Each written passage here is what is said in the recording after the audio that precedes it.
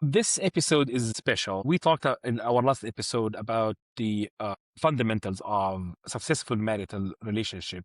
And today we are going to dive deeper in problems. What are the problems, the most common problems from the psychological standpoint and the psychological expertise, and give you some simple strategy how you can work on those problems and how you can solve them in a simple and a science-backed way.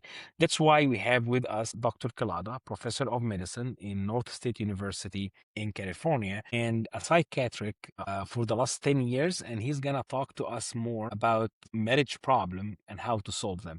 Dr. Kelada, thank you so much for joining us today. Thank you again, Mark, for having me, and a really great topic that's important to be well informed on. From your experience, Dr. Kelada, in your practice, what do you think are, if we want to categorize the marriage problem, what are the main categories? Is it more finance, communication, intimacy, parenting, mental health, all of the above? What's the most common you see in your practice? Yeah, all of the above. I've seen people struggle over parenting differences. I've seen people struggle with how they've been treating with one another, especially in front of the kids. I've seen difficulties when one of the members aren't able to work or fulfill, their daily obligations. When one is struggling with mental health, it's all of the above is important to take into account. How do you think about the financial problem? Because we are in a very distressful financial time all over the world right now. How do you think this affect, and what do you think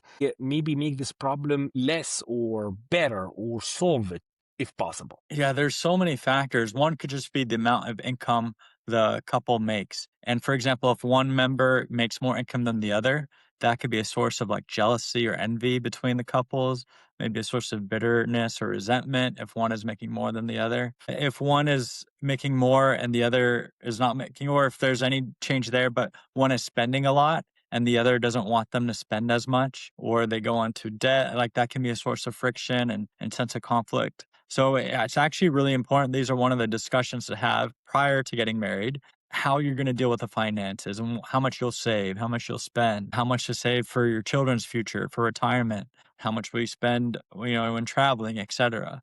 Like a lot of these discussions can be had before people are married, because once they're in marriage, they ideally should try to learn to stick with it or how to work with it. And if problem happen and they never have this discussion before marriage, do you think realignment is the solution here, or what do you think? Yeah, the two are one now. They have to have one goal or one thing to work on. So they need to come with a goal, and there's going to be a need to compromise. Maybe someone has to put down what they think is right for the other to be able to live better. But they should work on it and have ideally a common goal.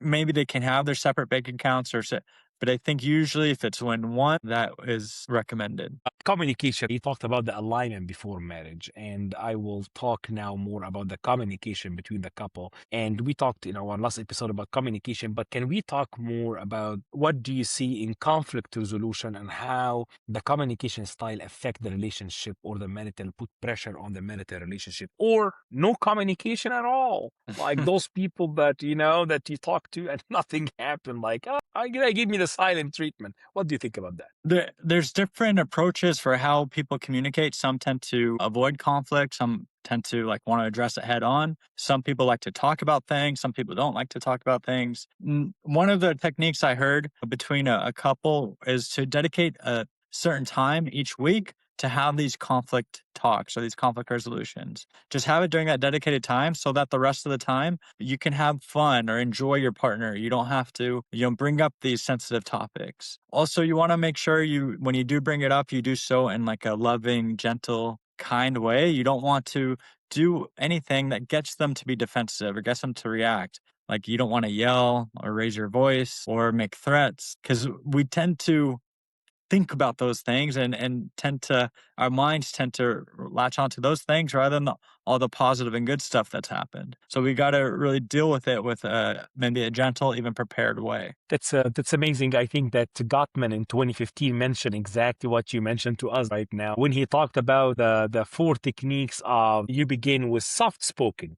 validation, repair attempts, and put the brakes when there is flooding. So once the communication heated up, try to put a brake on that. And it's kind of like a contract. When you have a problem and you guys put a like contract together and moving on, you may like fail to do it and then attempt again to repair. So I will jump into a sexual intimacy because we talked now about the communication skills. We talked about the conflict management. My point number one, the expectation. We had two kind of people in our community. We have the people who are experienced, like they experience sexual intimate relationship with other people before marriage, who are not necessarily religious, but some other people who are very religious and refuse to have any sexual intimacy before marriage. And some of them maybe watch porn. Some of them maybe don't watch anything. They just read about sex in books, which is, I think, the best way you can do when you learn about that. Yes, in schools they teach about sex or intimate relationship. And by the way,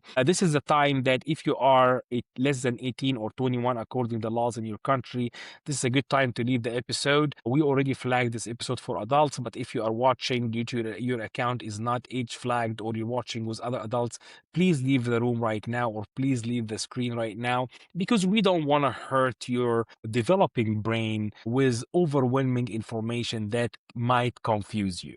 Yeah, so sexual intimacy is an important part of the relationship. So when you are sexually intimate with someone, you really get close to them physically, emotionally, psychologically. So if you have a lot of partners prior to marriage, it's often that's going to have affect or made some sort of imprint on you. And to get free of that or let go of that baggage before marriage. Within the marriage relationship, there's so many different factors involved in someone being sexually intimate, some wanting to have sex, if they have enough energy for it or focus, if they want to have it, You had a great solution here that you have to just let it go before you go to marriage. Just get your mind clear out of it, right? As some meditation, maybe for sure, you can get a lot of things go and make sure you don't take the expectation of other partners to your new partners in relationship. What if I don't have any experience or relationship? I was a devoted Christian or Muslim or Jew or any other religion, and I didn't have any experience. What do you think is the best way for setting the expectation? I mean, that could be an important source of communication even prior to marriage. Say you're with someone in the court engagement process, or you have a wedding day coming up and you're saving yourself for that day. That's a good opportunity to have this discussion. What do you envision like your sex life to be? How do you want it? Do you want to go on like romantic dates? Do you want to, and you could go into details with what's your expectations are, with what's realistic, what's in line with your moral values or your moral code. I think a lot of the problem is when people don't have this communication and they just sort of expect things or they act a certain way, and then the other person may not agree to it or not like it as much, and there needs to be room for compromise or change based on life Yeah. circumstances or what Just goes don't go on. So blind.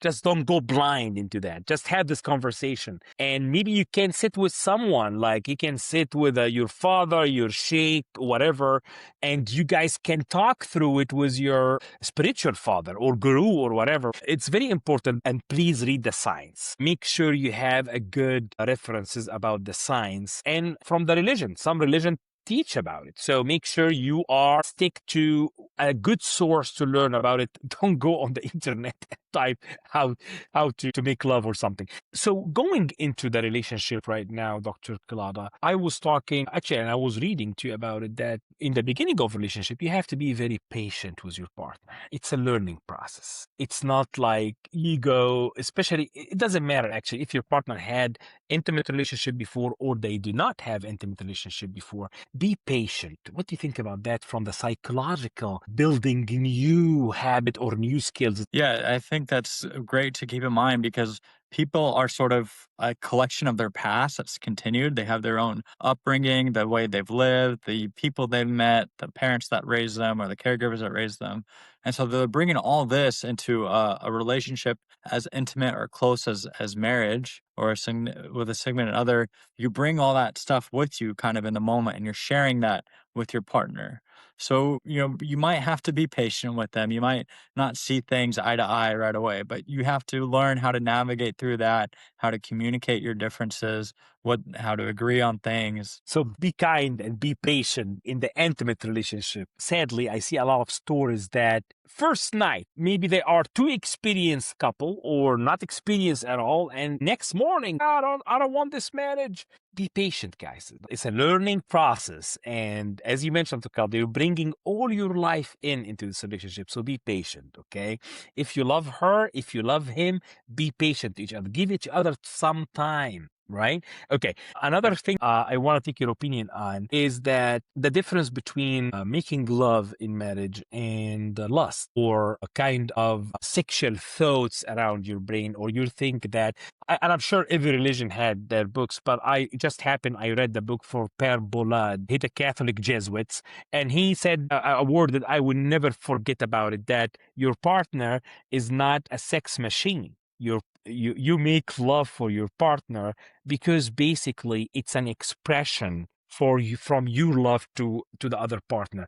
What do you think about that from a psychological standpoint? Yeah, I think actually that's a great question, because I think in short, lust is something selfish, while love is more something selfless. So it's more giving to the other. And actually, if we look at what's healthy from a mental health perspective, it's going to be the thing that you do for the other person, the sacrifice you make for them, the good deeds you do for the other person. So it is that love that's going to be healthy. Where the lust is more like me, my desires, my emotions, what I want, fulfilling me. But that's actually the opposite of what love is. And I think you sort of distinguish it very well there about the difference. So one thing you mentioned to me, that one of your cases that the husband come home very tired and the wife wants him to be a part of the house, and they have conflict of that. Another example, maybe she come home late after a long trip and you want to have a relationship and she can't. Maybe the vice versa. Maybe she wants to have a relationship and you're coming from a very tired day at work or stressful day at work. What do I you know. I think? think I know what you're saying. I Yeah, think yeah.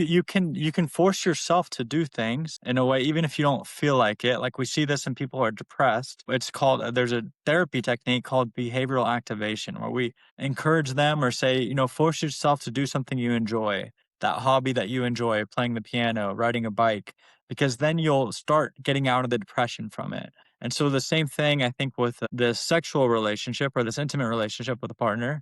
If you don't feel like having it, you could maybe force yourself to do it. You could just try to take the baby steps, the little steps involved, and maybe you can find the enjoyment through it during the process or later. And not to say sometimes people have some reasons for not wanting. Maybe they have some trauma they've been through in the past, or sexual abuse, and maybe they have to work through that, internally before they can be intimate with other people. And sometimes we see that. And please be upfront with your partner. If you have any sex trauma from your previous life, please be upfront with your partner. And also, I appreciate what you said, but I would also add, and correct me if I'm wrong, that as you said, it's a kind of a love relationship. Love is about giving. So if she cannot today or he cannot today, it's all right. You can wait. Forgive when they can, and just if you work hard for 2 months and your partner is in need for an intimate relationship, be kind. Be like, okay, I'm gonna do it for her, or I'm gonna do it for him. So it's both ways, right? And final thought about the sex trauma between married couples, because some newly married couple who have no experience, one of the partners might cause a trauma for the other partner in the first week or so. Did you see something like that, Dr. Kelada?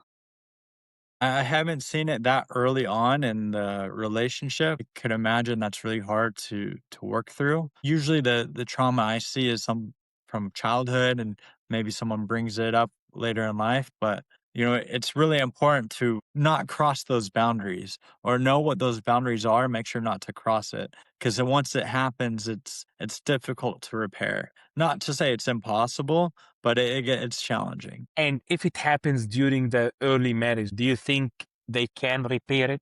It can be repaired? I always want to give hope to the people involved, but any trauma or abuse can be a significant source of mistrust there. And as we mentioned with the emotional bank, you want to deposit more positive emotions and less so negative emotions. But when there any trauma is a significant negative emotion that's deposited, and it's difficult to repair that. Not impossible, but it's a process. Maybe it's gonna take time. Yeah. Okay. Unless maybe one of the partners are very forgiving and can move past it quickly, that's possible. So a personal difference is Dr. Kelada, which is according to Gottman and Silver, 1999, they talk about that 69% of conflicts are perpetual and rooted in personality difference. Do you see this in your practice? Yeah, we notice what we kind of look for is like character traits or people's personality, how they do things over time, because those things tend to repeat itself. And so that can be like the personality styles that Gottman is talking about.